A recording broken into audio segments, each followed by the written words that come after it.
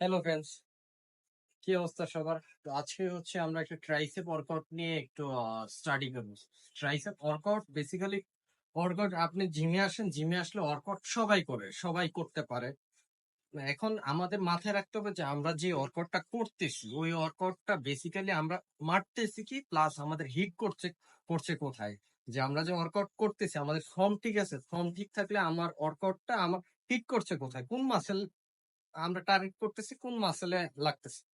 তো এখন হচ্ছে আমি ট্রাইসেপের একটা ওয়ার্কআউট দেখাবো, সেটা হচ্ছে ট্রাইসেপ রিভার্স পুশ ডাউন।